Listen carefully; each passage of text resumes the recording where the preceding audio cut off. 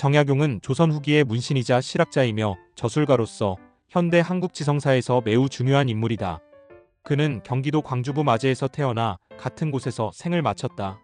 정약용은 나주 정씨 가문 출신으로 남인 계열의 집안에서 자랐는데 그의 부친 정재원은 과거에 급제하여 관직을 지낸 인물이었다.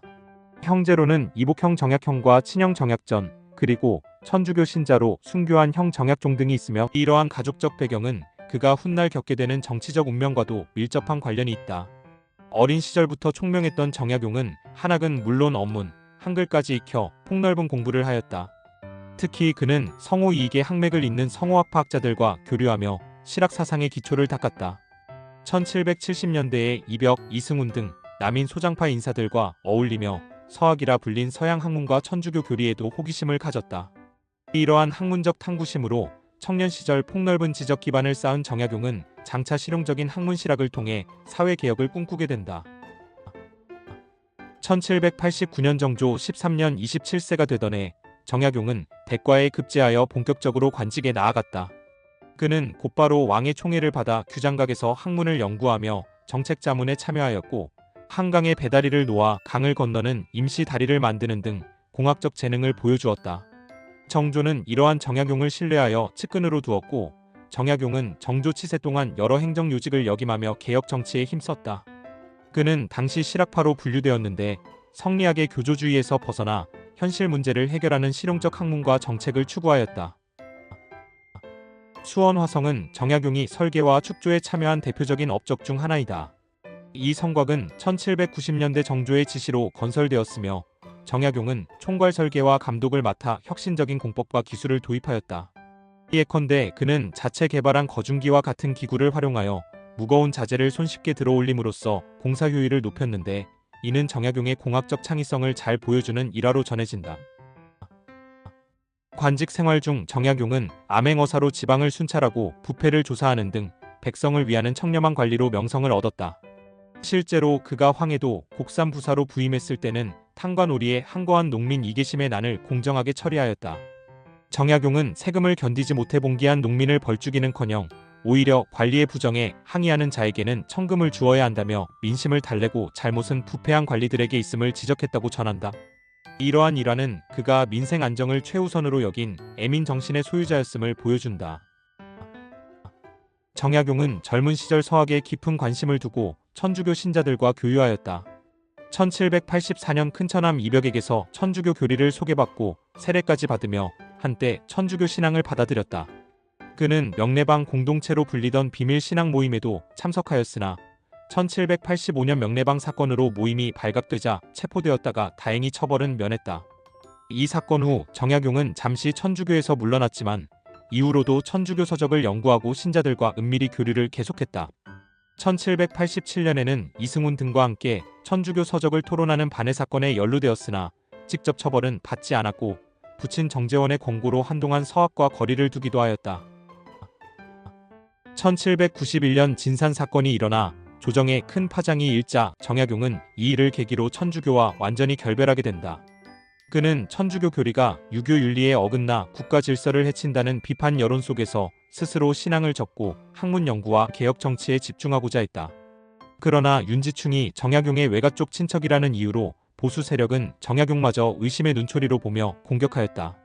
정약용은 자신이 천주교와 인연을 끊었음을 거듭 밝혔고 정조 또한 그를 두둔하여 특별히 벌을 주지 않고 계속 중용하였다. 오히려 그는 1790년대 후반 천주교도들에 대한 회유와 탄압에 직접 나서며 자신의 입장을 분명히 했는데 1795년 을묘박해 무렵에는 잠시 관직에서 물러나기도 했지만 곧 복귀하여 지방관으로 백성들을 돌보는 길을 택했다. 1800년 정조가 갑작스럽게 승하하고 11세의 순조가 즉위하자 조정의 정국은 급변하였다. 노론 벽파 세력의 수장인 정순왕후 김씨가 섭정을 잡으면서 그동안 정조의 비호 아래 비교적 관대한 처우를 받던 천주교 신자들에 대한 대대적인 숙청이 시작되었다. 1801년에 신유박해로 불리는 이 탄압에서 정약용의 둘째 형 정약종은 조선 천주교회를 이끌던 수장으로서 체포되어 처형당했다. 정약용 자신도 천주교도들과 가까웠던 과거 때문에 신문을 받았으나 끝내 신앙을 갖지 않았음이 밝혀져 가까스로 사형은 면할 수 있었다. 그러나 천주교도와 연좌된 남인이라는 이유만으로도 위험 인물로 지목된 그는 결국 1801년 11월 체포되어 유배를 가게 된다. 특히 처형된 황사영이 베이징 주교에게 보낸 밀서가 적발되면서 천주교에 대한 조정의 분노가 극에 달했는데, 정약용은 이 황사영이 자신의 막내 누이의 남편이었다는 인연 때문에 더욱 큰 의심을 사장기 유배형에 처해졌다. 정약용은 1801년 말부터 전라도 강진에서 기약 없는 유배 생활을 시작하였다. 처음 강진에 도착한 그는 생활 기반이 없어 읍성 동문밖 한 허름한 주막의 작은 방에 더부살이를 하게 되었고, 그 방을 가리켜 스스로 학문 정진을 위한 사이제라 이름 붙였다. 경제적 지원도 끊긴 채 고독한 처지에 놓였지만 그는 좌절하지 않고 오히려 학문에 더욱 몰두하였다. 1805년경 정약용은 강진 백년사로 부임한 해장 스님을 만나게 되는데, 두 사람은 학문적 교류를 통해 깊은 우정을 쌓았다. 해장의 도움으로 정약용은 절 근처 초당으로 거처를 옮겨 생활을 다소 안정시킬 수 있었고, 제자들을 불러 가르치며 학문 공동체를 꾸렸다. 1808년경에는 강진 땅을 내려다보는 만덕산 기슭의 정약용 외가 친척 소유 땅에 초가 한 채를 짓고 정착하였는데, 이곳이 바로 유명한 타산초당이다. 타산초당 뒤로는 차나무가 많아 현지에서 타산이라고 불렀고, 정약용은 이 지명을 자신의 호로 삼아 이후 학계와 후대의 타산으로 불리게 되었다. 18년에 걸친 유배 기간 동안 정약용은 오히려 학문 세계의 황금기를 맞이한다. 그는 만국의 한을 품은 채 나라를 구할 방도를 모색하며 주경야독하였고, 무려 500여 권에 달하는 방대한 저술을 남겼다. 그가 유배지에서 집필한 원고 분량은 1만 4천 쪽을 넘었다고 하며, 유교 경전 해석에서부터 정치, 행정, 경제, 군사, 법률, 과학, 의학에 이르기까지 다반면의 주제를 다루었다. 이러한 저술 활동의 궁극적인 목표는 부국 강병과 민생 안정을 위한 개혁 청사진을 제시하는 것이었다. 실제로 유배지에서 그는 이상적인 통치론을 구상하고 제도 개선안을 체계화하였는데, 이는 훗날 조선 사회 전반의 개혁을 논한 그의 기념비적 저술들로 결실을 맺게 된다. 1818년 긴 유배 생활 끝에 57세의 정약용은 고향으로 돌아갈 수 있었다. 순조가 친정을 시작하고 정순왕후 등 그의 정적들이 권세를 잃으면서 비교적 안전하게 석방된 것이다. 그러나 오랜 세월의 유배자 생활로 관직 세계와 멀어졌고, 여전히 조정 내 보수파의 견제가 심하여 정약용은 끝내 공식 관직에 복귀하지 못했다. 대신 그는 한강병 고향 마제에 머물며 남은 여생을 학문 연구와 치필에 바쳤다. 그는 돌아온 후 자신의 집 사랑채를 여유당이라 이름 짓고 조용히 지냈는데, 이곳에서 유배 시절 치필한 원고들을 정리하고 수정하며 활발한 저술 마무리 작업을 이어갔다. 정약용이 귀향 후 펴낸 저서들은 오늘날까지 그의 사상을 대표하는 걸작으로 평가받는다. 1818년 서울로 돌아온 직후부터 그는 유배지에서 구상했던 방대한 원고들을 간행하기 시작했다. 1819년에는 형법과 사법제도의 개혁을 논한 흠음신서를 편찬하여 백성들에게 억울한 일이 없도록 하는 정의로운 재판제도를 모색했고, 같은 해 언어학 저서 아엉각비도 완성하였다. 1820년에는 대외 관계에 관한 견해를 담은 사덕설 등의 저술을 남겼으며, 1821년부터 1822년에 걸쳐 지방관의 통치 지침을 집대성한 목민심서와 행정개혁 청사진인 경세유표를 탈고하였다. 이러한 저서들은 정약용이 꿈꾸었던 개혁 사상의 집약체로서 그의 만년에 이르러 비로소 세상에 나오게 된 것이다. 1836년 음력 2월 정약용은 일생의 동지였던 아내 홍씨와 결혼 60주년을 맞은 날 조용히 눈을 감았다. 그의 나이 75세였다.